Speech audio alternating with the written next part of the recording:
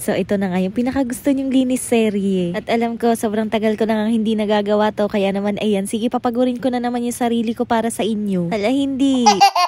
Pero syempre, bago ngayon, hi, hello, welcome to my vlog. Nakaschedule talaga ako ng paglilinis ngayong araw. Pero sabi ko, pagpasok na nga lang ng mga bata, tsaka ako mag-uumpisa. Pero dahil suspended nga yung klase kanina ng mga panghapon, ayun, pinalipat ko na muna dun sa kanila, dun sa lola nila. Tapos ayan, nag-umpisa na nga ako maglinis at inuna ko nga dito sa may sala. Bala ko na nga itupitong sa bed namin dahil kapag ka nakalatag nga yan, medyo sumisikip talaga dito sa bahay. Malamig din naman yung panahon, kaya nga tabi-tabi na muna kami sa pagtulog. Pero syempre, bago ko nga ibalik dyan yung isa naming kutsyon, lilinisan ko na muna. Kapag hindi kasi nakalatag yung sofa bed namin, nakatayo nga lang yung kutsyon dyan sa may gilid. Wala na rin naman kasing ibang paglalagyan dahil maliit nga lang tong bahay namin, kaya nga dyan na lang talaga siya nakapwesto. At sa palagay ko, medyo matagal nga na naman siyang hindi magagamit, kaya nga minake sure ko na malinis talaga yung pagpupwestuhan niya. At syempre, para mas mapabilis nga yung paglilinis ko dito sa bahay, gumamit na nga ako ng vacuum. At isa sobrang dami kong vacuum dito sa bahay, goodbye walis na talaga. Tapos minap ko na nga rin yung sahig para siguradong malinis. At si waste na nga lang yung ginamit ko dyan dahil all-purpose cleaner naman yan. Noong nakaraang mini vlog ko nga, nakapag-agyo na ako sa kabilang side, kaya naman nag-agyo na rin ako dito sa kabila. At syempre, vacuum na nga lang din yung ginamit ko para mas mabilis. O diba ang sarap maglinis ng bahay kapag kakumpleto ka nga sa gamit. At grabe yung ginamit ko nga ng panglinis sa sahig, sobrang ganda. Dahil kita nyo naman, kumintab yung sahig namin. Kaya nga sabi ng Papa J, wag daw akong magpapawala ng sea waste dahil ang ganda niya talagang panglinis. Pero sabi ko, aba oo naman, basta bibigyan mo akong pambili.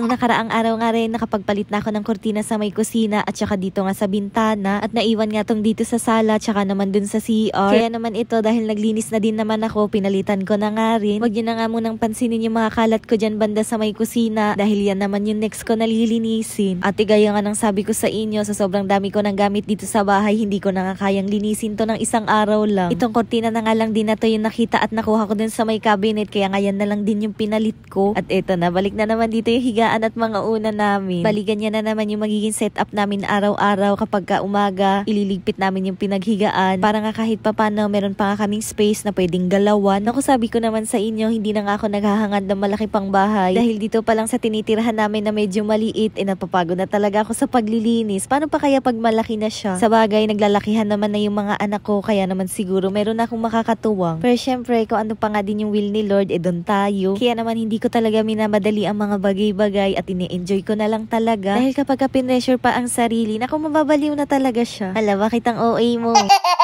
Ito ang kurtina dito sa may bintana kapag umuulan at malakas yung hangin, iniipit nga namin dyan sa may bakal. Tapos ayan, kapag okay naman na yung panahon, inaayos ko din naman yan. Nag-vacuum at nag-mop na nga rin ako dito sa kabilang side. Dahil ate, hindi ko alam, pero sobrang sarap sa pakiramdam kapag wala kang naaapakan na kahit anong dumi dyan sa sahig. At syempre, dinamay ko na nga rin sa pag-vacuum at mop dito sa bandang kusina. Dahil alangan namang hindi, kawawa naman siya. Ala, hindi.